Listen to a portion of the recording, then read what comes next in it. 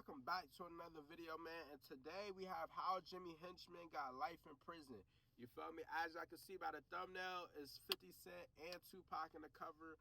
So we gonna go over why Jimmy Henchman is this most feared guy, why he's in jail for 2 life sentences. You feel me? So we gonna see, man. We gonna see. Y'all make sure y'all like, comment, subscribe, turn the post notification bell to be notified every time I drop a video. If y'all want any more Jimmy Henchman content, y'all drop it in the comment section. If y'all got another, I had another video actually in store.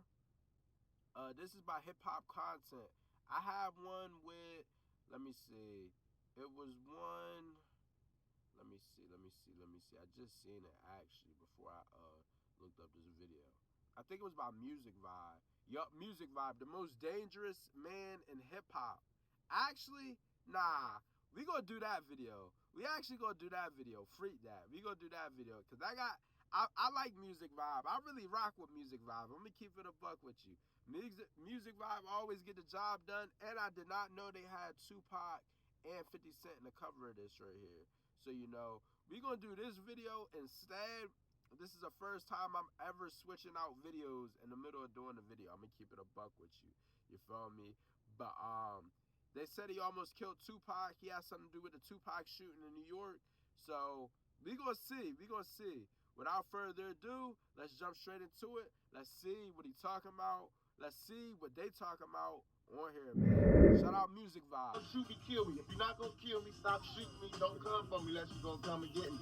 This is Tupac, who's speaking to Jimmy Henchman because of a robbery and an assassination attempt that happened in 1994, which Jimmy was responsible for. Jimmy was just as dangerous of a producer as Suge Knight was.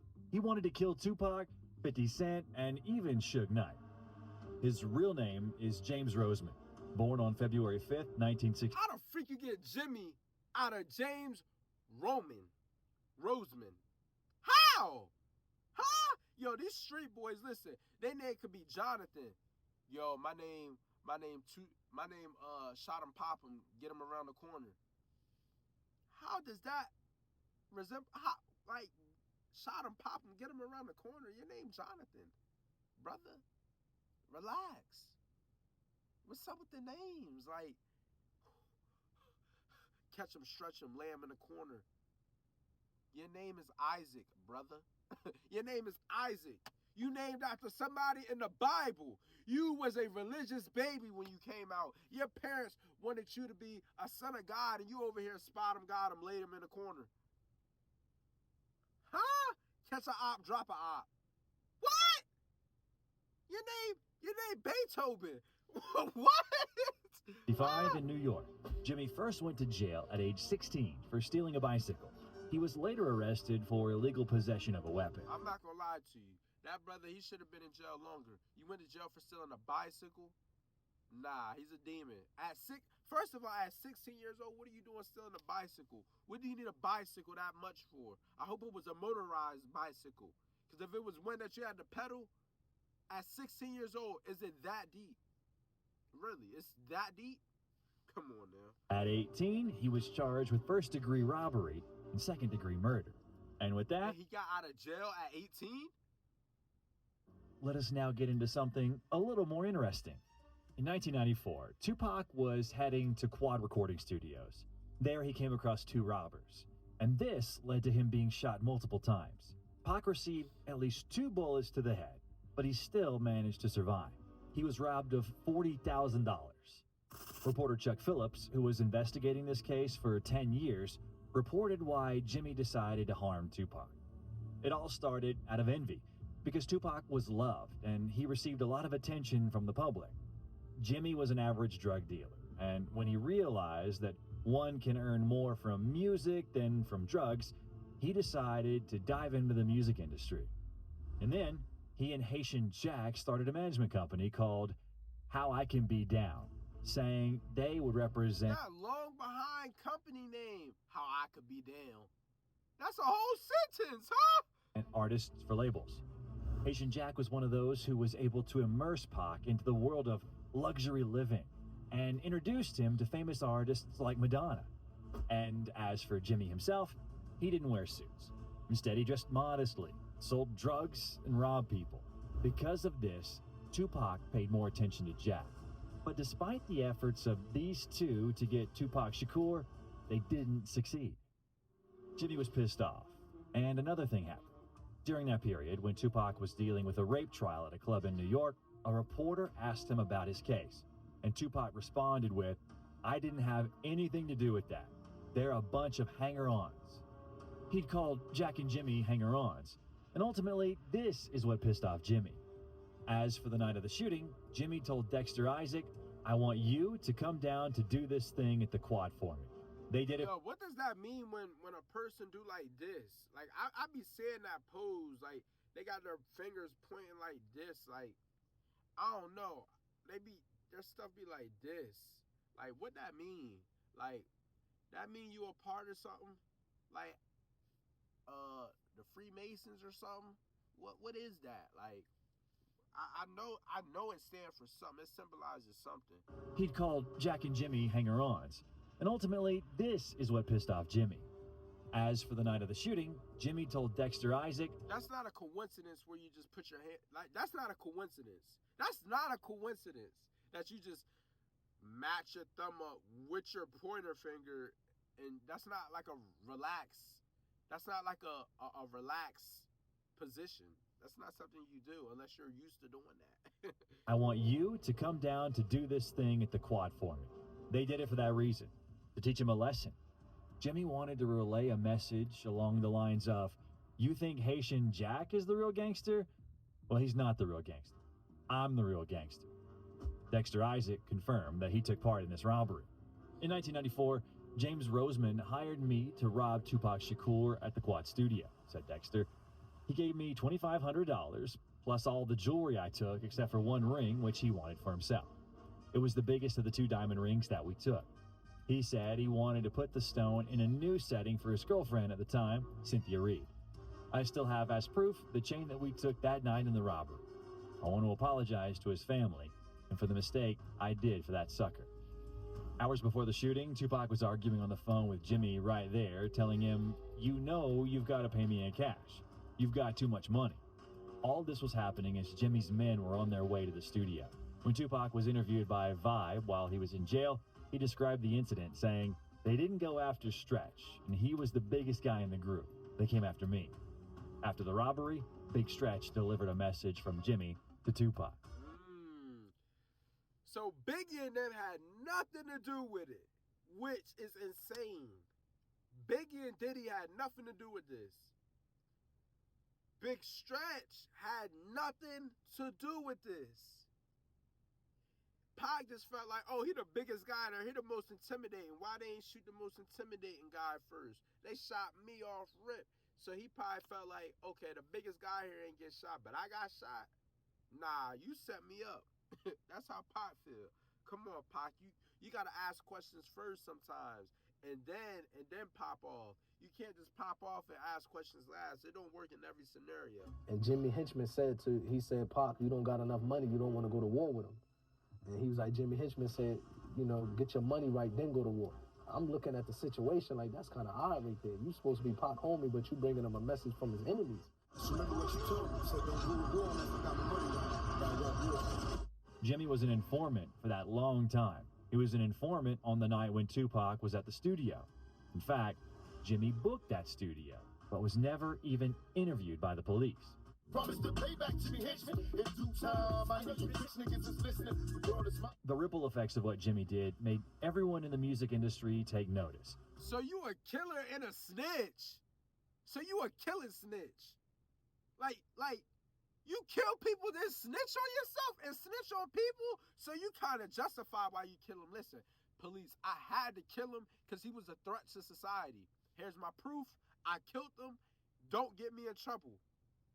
It makes sense why he got out of jail from when he was 18 for a second-degree murder. That brother had to be snitching. He was tearing that cheese up. Tail wagging and everything. Whiskers. Ooh! Oh! Yo! Freak you! And if a guy like Tupac can get touched, so can anyone else. In a Vibe magazine interview, Jimmy admits he set it up. He had a conversation with Tupac, telling him to stop telling everybody that he, Puff, or Biggie were involved. Nobody came there to kill you that night. You're talking all this shit and you don't know what you're talking about. We came here to discipline you. The message was clear. You better not mess with Jimmy Henchman. What you mean? What you mean discipline? You shot him twice in the head, at least twice in the head. That's not a discipline. That's not sending a warning. If your warning shots are headshots, then listen, I don't want no shots at all. You don't even have to give me a warning. I'm gonna keep it a buck with you. Or this is what's gonna happen to you. That I can go on with my career, that I could really put this behind me, and nobody else don't have to ask me about Tupac Shakur. In 1996, Jimmy created his own label called Czar Entertainment and was the manager of The Game, who became a member of G Unit. Relations between The Game and 50 Cent deteriorated, and Tony Yayo explained why this happened. I'll tell you, the poison in that was Jimmy Henchman. You think that was the Jimmy Henchman never liked Chris Lighty. Oh. He never liked Chris Lighty. For those who don't know who Chris Lighty is, he is 50's former manager who died in 2012. One day, G Unit members Tony Yayo and Lodi Mack noticed Jimmy Henchman's 14-year-old son walking to work to his dad. The guys decided to deliver a few words to the Game's manager. Some sources reported that when the thugs asked Jimmy's son how old he was, and he replied saying 14, Yayo responded with, "I don't give a fuck how old you are." Czar Entertainment then backhanded him across the face so that his head hit the wall. Naturally, he recounted this incident to his dad, and as a result, both were arrested. Mac was sentenced to 2 years in prison, and Tony was sentenced to only 10 days of community service. That's because Lodi took responsibility for harming the teenager. On the phone, I heard Ye smack the shit out of kid. Now Jimmy got life, go smack him again. After being released from prison, Lodi Mack was murdered in what was believed to be revenge for Henchman's son. Prosecutors claim that What? Jimmy Henchman got that much pool? My brother. So you sat in jail for 2. So that means if Tony Yayo would have went to jail, that brother would have been dead. Tony Yayo would have been dead. And his son had to been lying. Because how you don't know who smacked you? You don't know who smacked you. So you should have been like, Dad, it wasn't him. It wasn't him. It was that. It was Tony. You feel me? You might not know his name, but we just said he pointed at Tony. It was Tony. Kill him. Don't kill the other guy. He was there, but he didn't smack me. Come on now. He ordered for Lodi to be murdered in exchange for 2 kilos of cocaine.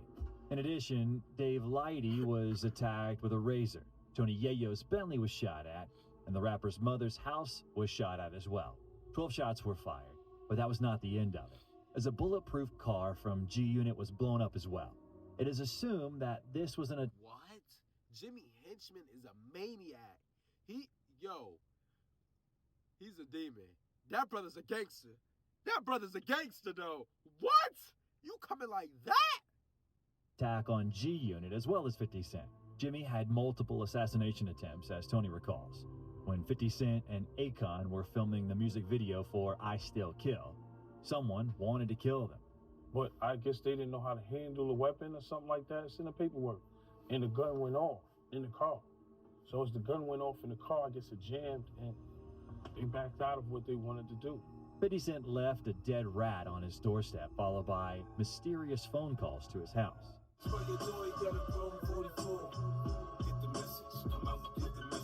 But that's not even the end of the story. Oh, so he left a dead rat at his door. So as soon as he opened the door, bah, bah, bah, bah, bah, bah, bah. They didn't even have switches back in the day. But I know that trigger finger was itching. He was like, brr, brr. Nah, that brother not playing no games though, huh? But I guess they didn't know how to handle a weapon or something like that. It's in the paperwork. And the gun went off in the car. So as the gun went off in the car, I guess it jammed and they backed out of what they wanted to do. 50 Cent left a dead rat on his doorstep, followed by mysterious phone calls to his house.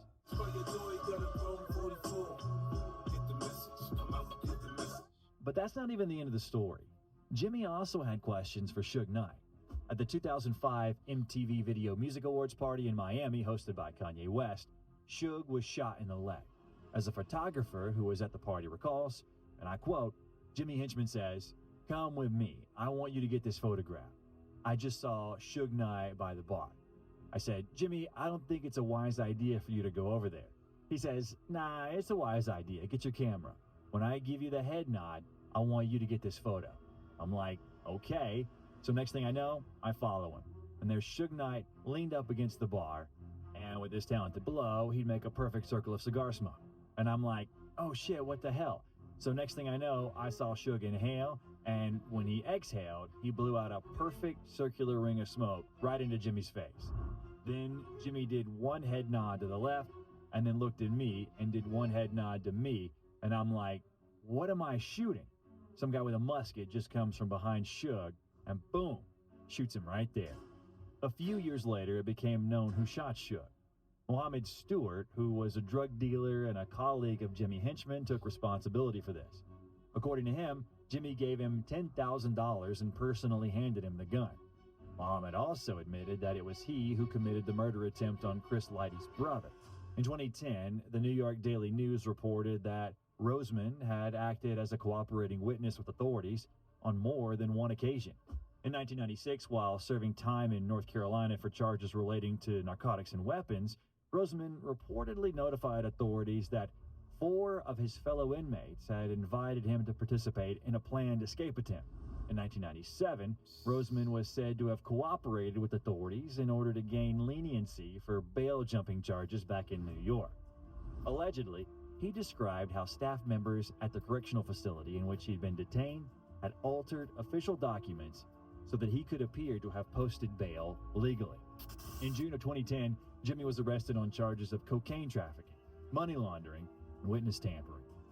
In 2012, Jimmy Henchman was convicted in a federal district court in Brooklyn of drug trafficking, obstruction of justice, firearms violations, and other financial crimes associated with his position as head of a multi-million-dollar transnational cocaine-selling organization.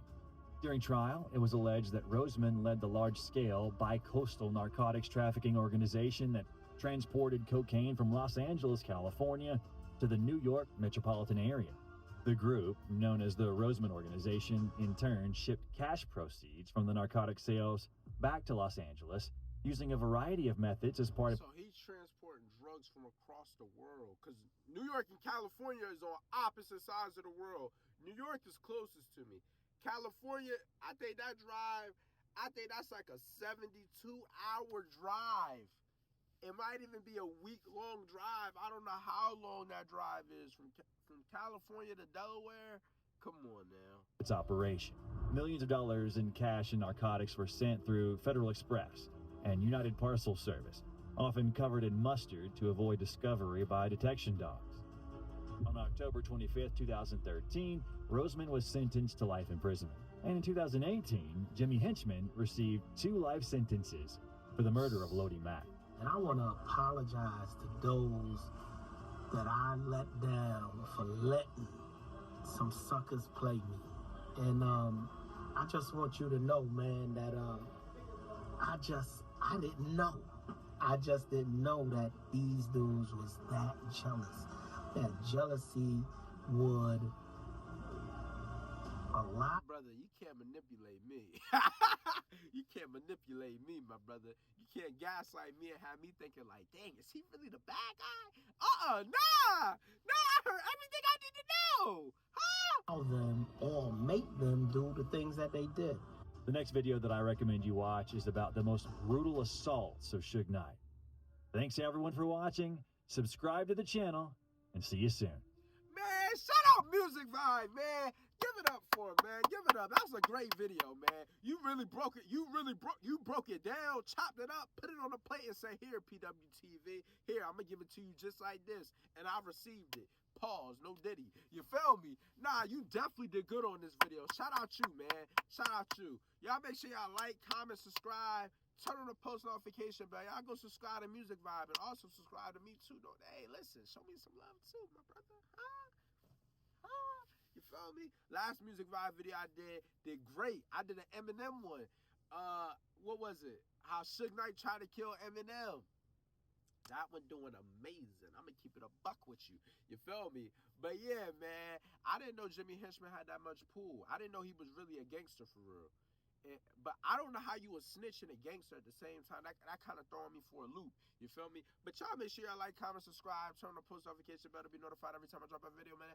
See y'all in the next one.